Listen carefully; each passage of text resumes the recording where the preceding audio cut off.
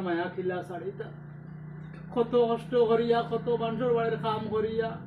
কত আজিরা কাম করিয়া কত জুগালি করিয়া কত সিমেন্ট বইয়া মুসলা বইয়া কতটা করিয়া ঘর বানাইলা